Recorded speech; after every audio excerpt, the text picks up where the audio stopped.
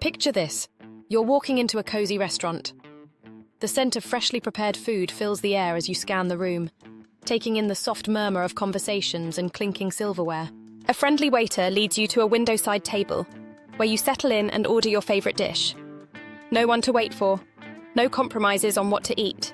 It's just you, the ambience, and a plate of something delicious. Now let's be honest, for many of us this sounds intimidating. Fear of judgment, awkward silences, even the idea of loneliness. It's enough to make most people stay home and order takeout. But here's the secret. Solo dining isn't just about eating alone. It's an opportunity to connect with yourself, celebrate your independence, and rediscover the joy of your own company. If this idea excites you, or even makes you a little curious, hit that subscribe button right now. Our channel is all about empowering you to step out of your comfort zone and embrace life's simple yet transformative experiences.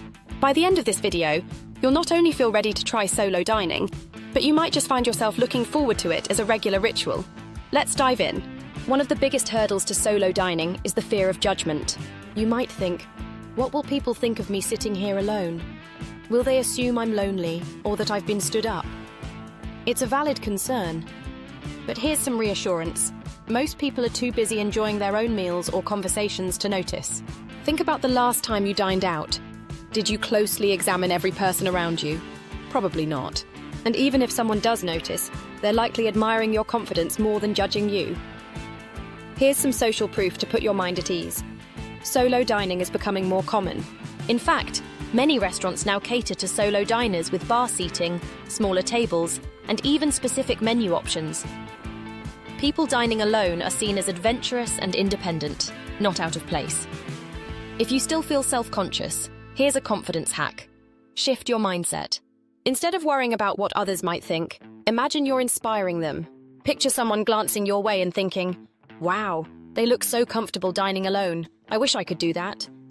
And the truth is, you are inspiring when you own your space with confidence. Another concern is the dreaded awkwardness. What do you do with your hands while waiting for your food? How do you avoid feeling exposed when there's no one to talk to? Let's start with this. Embrace the quiet moments. It's okay to sit in silence and simply enjoy the ambience. But if you want to ease the initial discomfort, bring a comfort item, a book, a journal, or even a pair of headphones. These small props give you something to focus on and make the experience feel more familiar. Now, let's talk about engaging with the staff. A friendly interaction with your waiter can break the ice and set the tone for your meal. Ask for their recommendations or chat about the menu. Not only does this make the experience more personal, but it also builds a connection that can make you feel less alone. If you're feeling adventurous, here's another tip. Engage with other diners, subtly of course. A smile or a casual comment about the food or atmosphere can lead to a pleasant interaction. While you're not there to make friends, these brief moments of connection can make the dining experience feel more vibrant and social. Now, let's address the elephant in the room. Loneliness. It's natural to associate solo dining with being alone, but here's the truth. Being alone doesn't have to mean feeling lonely. In fact, solo dining is an incredible opportunity to turn inward and reconnect with yourself. Think of it as a date with yourself. You get to choose everything: the restaurant, the dish, the pace of your meal, without having to compromise or accommodate anyone else's preferences. This freedom is a gift, and it allows you to fully immerse yourself in the experience. To make it more meaningful, use the time to reflect or engage in a creative activity. Bring a journal and jot down thoughts or ideas, or use your phone to capture moments that inspire you. When you're intentional about the experience, you shift the focus from what you're missing to what you're gaining. Another way to combat loneliness is to find joy in the small details. Notice the effort that went into plating your meal, the texture of the food, or the design of the restaurant. These moments of mindfulness can turn what might feel like a lonely meal into a rich sensory experience. The beauty of dining alone lies in its benefits, and there are plenty. First, there's the freedom to choose. You can eat wherever you want, whenever you want, without having to coordinate schedules or compromise on the menu. Want sushi on a Tuesday night? Go for it. Craving brunch at that tiny cafe across town? It's all yours. Second, solo dining is a great way to slow down and be present. How often do we rush through meals without truly tasting the food? When you're dining alone, you can savor every bite and fully appreciate the flavors and textures of your meal. It's like turning food into art. and you get to be the artist and the critic. Finally, it's a powerful act of self-love. Solo dining sends a message to yourself and the world that you value your own company. It's a way of saying, I don't need anyone else to validate me or my choices. I'm enough. And that, my friends, is a feeling worth experiencing. Practical tips for getting started. By now, you might be warming up to the idea of dining alone, but how do you actually start? The key is preparation. Start with a place where you feel comfortable. Cafes and casual eateries are perfect for beginners. They're often more laid back, and solo diners are common there.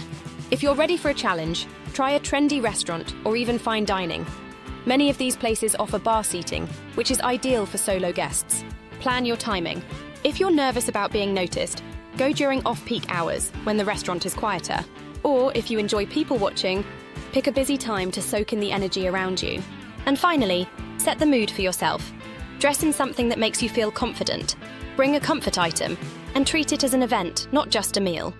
When you approach solo dining with intention, it becomes something to look forward to, not fear. Once you've dipped your toes into solo dining, you might find yourself hooked. Why not make it a regular ritual? Maybe every week you explore a new spot or revisit a favorite one. Document your journey. Take photos of your meals, write about the experience, or even share it on social media. It's not just about the food. It's about celebrating your independence and creating a personal tradition. You'll discover more than just great food. You'll find confidence, resilience, and a deeper connection to yourself. Each solo dining experience is a reminder that you don't need others to validate your choices or experiences. You are enough just as you are. Dining alone isn't just about food. It's about freedom, confidence, and self-love. So the next time you're craving a good meal, don't wait for someone to join you. Book that table for one, order what excites you, and savor every bite. If you found this video helpful, hit the like button and subscribe to our channel for more empowering content. And let's start a conversation in the comments. What's the first restaurant you'll try for your solo dining adventure? Share your thoughts, your fears, and your triumphs. Remember, dining alone doesn't mean being lonely. It means celebrating yourself. Bon appétit!